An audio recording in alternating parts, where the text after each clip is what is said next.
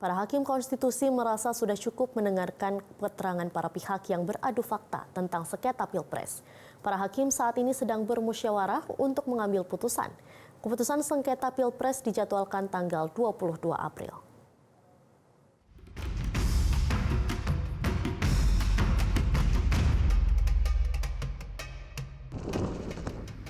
Mahkamah Konstitusi pada akhir pekan ini dijadwalkan mulai menggelar rapat permusyawaratan hakim. Dengan demikian, sidang keterangan 4 menteri dan DKPP yang berlangsung pada Jumat adalah sidang perselisihan hasil pemilu penutup. Hakim Konstitusi Eni Nurbaningsih mengatakan, rapat permusyawaratan hakim akan berlangsung sejak Sabtu ini dan di tengah rapat, Hakim Konstitusi akan memberi waktu para pemohon, termohon dan pihak terkait memberi kesimpulan sidang hingga 16 April 2024. Edi mengatakan MK tidak libur lebaran. Dalam sidang kemarin, MK menghadirkan Menko Perekonomian Erlangga Hartarto, Menteri Keuangan Sri Mulyani, Menko PMK Muhadjir Effendi, dan Menteri Sosial Tri Risma hari ini. Dalam sidang, Hakim Konstitusi Saldi Isra menanyakan tentang alasan Presiden sering ke Jawa Tengah menyebar bansos. Pertanyaan Saldi ini pun direspon Menko PMK Muhadjir Effendi. Apa sih kira-kira yang jadi pertimbangan Presiden memilih misalnya ke Jawa Tengah itu lebih banyak kunjungannya dibandingkan ke tempat lain. Ini yang berkaitan dengan kunjungan yang ada pendistribusian bansosnya. Nah, itu yang didalilkan oleh pemohon.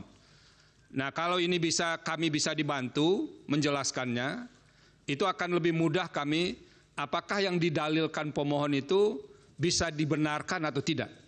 Itu sebetulnya simbolik saja. Taruhlah dia berkunjung 100 titik, Bapak.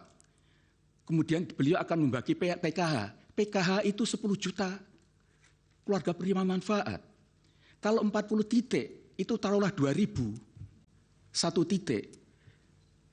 Berapa? Kan hanya 800.000. Masa 800.000 kunjungan beliau bisa mempengaruhi seluruh Indonesia? Sementara itu, Menteri Keuangan Sri Mulyani Indrawati mengakui pembagian 10 kg beras untuk 6 bulan tidak dianggarkan sebagai dana perlindungan sosial, melainkan bagian dalam fungsi ekonomi untuk penguatan ketahanan pangan.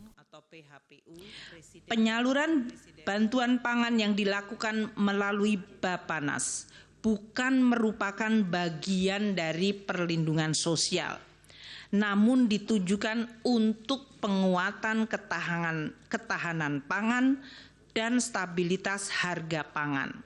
Di dalam APBN ini masuk fungsi ekonomi, bukan fungsi perlinsos. Rapat permusyawaratan hakim yang mulai berlangsung hari ini akan berisi pembahasan pandangan Hakim Konstitusi terhadap seluruh rangkaian sidang perselisihan hasil pemilu.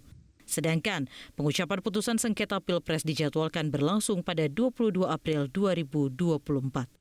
Tim Liputan Metro TV.